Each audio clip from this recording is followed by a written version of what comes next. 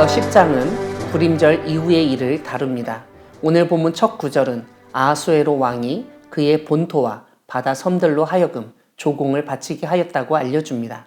여기서 우리가 주목할 부분이 있는데 페르시아 아하수에로 왕의 영토를 본토와 바다 섬들로 설명하고 있는 점입니다.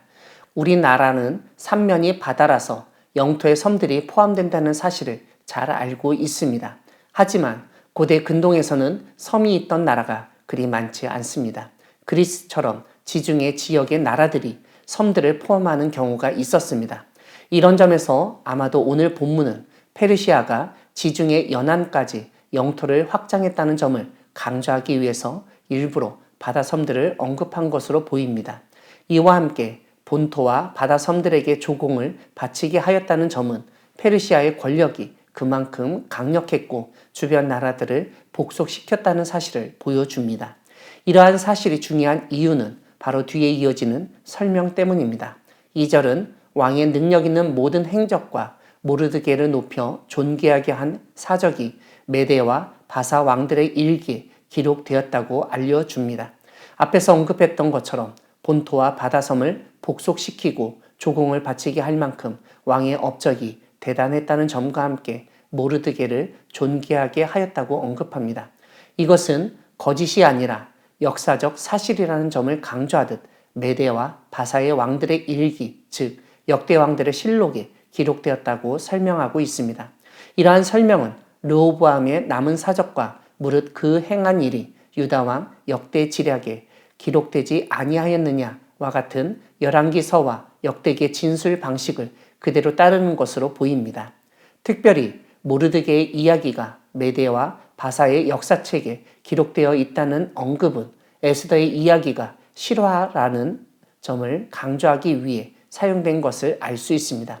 즉, 이 모든 사건과 이야기가 지어낸 것이 아니라 역사적 진실이라는 점을 강조한 것입니다.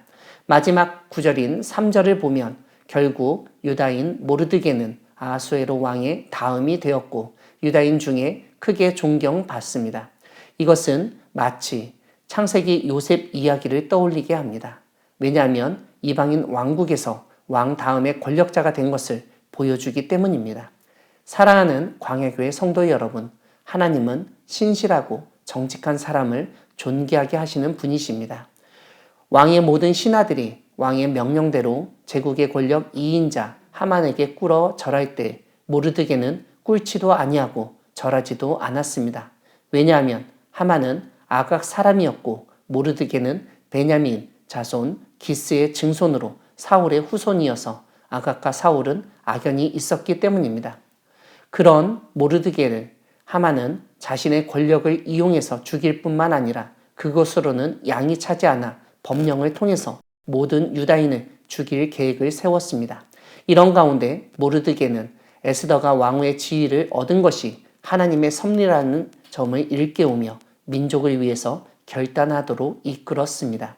모르드게의 조언과 강한 충고로 인해 에스더가 행동하였고 그의 말을 들은 왕이 조서를 내려 유다인들이 자신들을 죽이려 하는 대적들을 오히려 죽임으로써 하나님의 구원을 경험하게 되었습니다. 오늘 본문은 이 모든 일을 진행하였던 모르드게가 왕국의 제2인자가 되었다고 알려줍니다. 특별히 3절은 유다인 모르드게가 아하수에로 왕의 다음이 되고 유다인 중에 크게 존경받고 그의 허다한 형제에게 사랑을 받고 그의 백성의 이익을 도모하며 그의 모든 종족을 안위하였다고 설명합니다. 하나님은 이처럼 신실한 한 사람을 통해서 민족 전체를 구원하시는 분이십니다. 그리고 그 사람이 나라에서 높은 지위를 차지할 뿐만 아니라 사람들에게서 존경과 사랑을 받게 하십니다. 또한 백성의 이익을 도모하며 모든 종족을 안위하게 하는 일도 감당하게 하시는 분이십니다. 모르드게와 에스더의 이야기는 오늘 우리가 어떻게 믿음으로 결단하고 생활해야 하는지를 보여줍니다. 권력자의 비위를 맞추며 자신의 이익을 도모하며 자기의 안위만을 생각하는 것이 아니라 오히려 신앙으로 결단하고 백성의 이익과 민족의 안위를 생각하며 행동해야 한다는 점을 일깨웁니다. 오늘날 한국 사회 안에는 자신의 이익을 위해서라면 신념도 저버리는 사람들이 많아지고 있습니다. 그뿐만 아니라 하만처럼 자기 마음에 들지 않는 사람이 있을 때 자신의 권력을 이용해서 해코지를 하고 심지어 죽이려는 사람도 있습니다. 이러한 가운데 하나님은 우리가 신실한 일꾼이 되어 나라와 민족의 이익을 도모하며 나보다는 국가와 사회, 교회의 안위를 위해 일해야 한다고 일깨우십니다.